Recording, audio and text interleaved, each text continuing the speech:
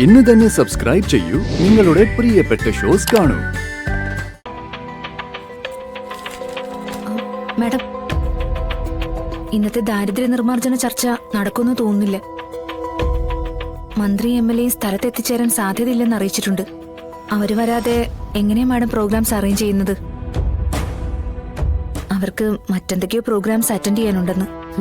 അല്ലെങ്കിൽ തന്നെ അവരതിൽ പങ്കെടുക്കില്ലെന്ന് എനിക്ക് നേരത്തെ അറിയായിരുന്നു.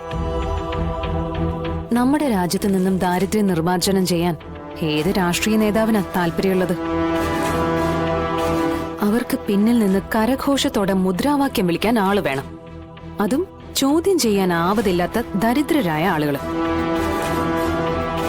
അപ്പൊ പിന്നെ നമ്മുടെ നാട്ടിൽ നിന്ന് ദാരിദ്ര്യ നിർമ്മാർജ്ജനം ചെയ്താ അതിനാളെ കിട്ടുവോ?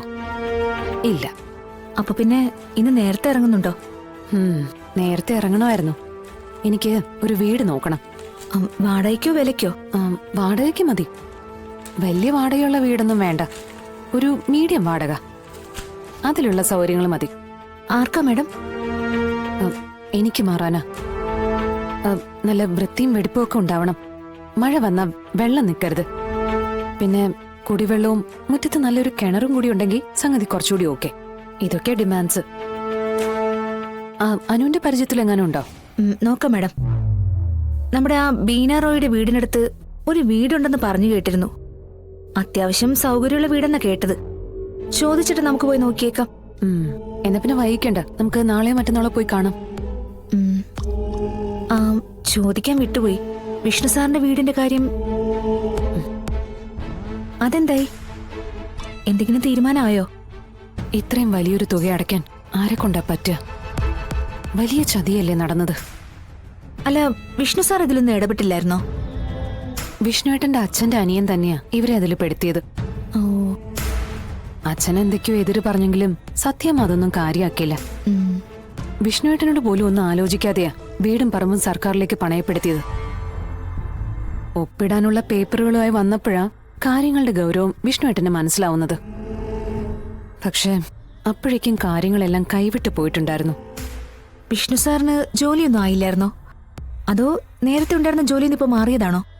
അതെന്താനോ അങ്ങനെ ചോദിച്ചേ?